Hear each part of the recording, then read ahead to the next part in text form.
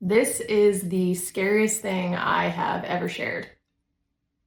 Sky Riley and I have something in common, and no, it's not being chased by the Smiler demon. Well, at least not literally. I have PTSD, similar to Smile 2's pop star protagonist. I've lived with it for 21 years, but it was only diagnosed 3 years ago when I finally accepted that I needed help and that it wasn't just going to go away. My diagnosis has been my biggest secret, one that only my doctors, my therapist, and my loved ones know. And I probably would have chosen the Smiler demon over this type of vulnerability in the past. But to be honest, I'm sick of hiding it.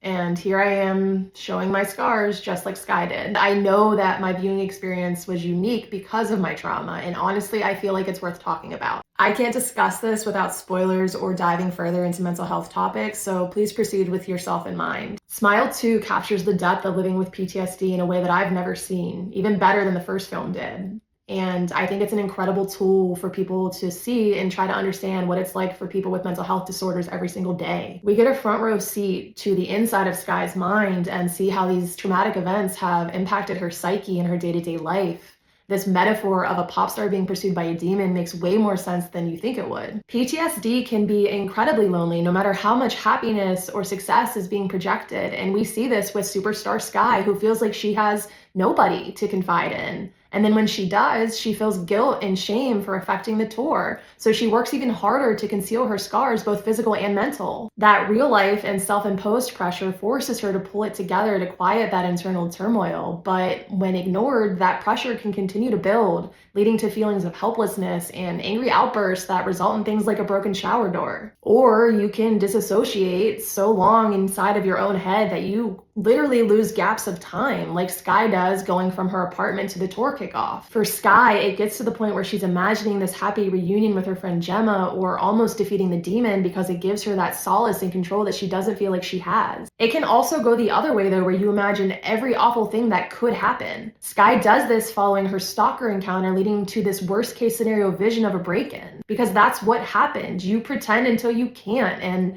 there is no escape. It will follow you home, just like Alfredo did. And all of that isn't even the worst part about PTSD. It's the flashbacks. You're stuck in a loop of reliving this traumatic event over and over and over. And sometimes it's because there was a trigger, and sometimes it's just because.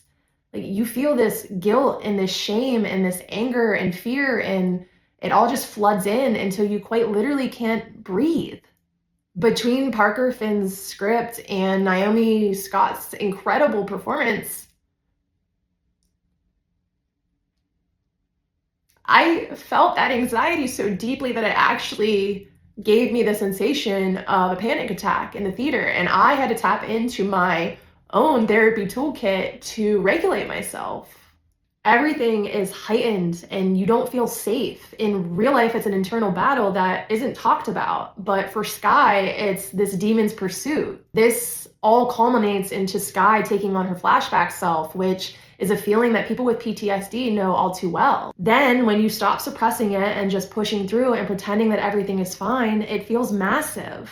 Unbelievably so, like a horrifying, unbeatable 12-foot monster standing in the middle of an arena stage. It was honestly jarring to me to see how much of my own PTSD symptoms were represented in Smile 2. And I know my experience is unique to me, and it could be different for other people. But for me, this took several days to sit with and really unpack. And nobody wants to have a panic attack when they're watching a horror flick, but I think it speaks volumes for what this film is aiming to achieve.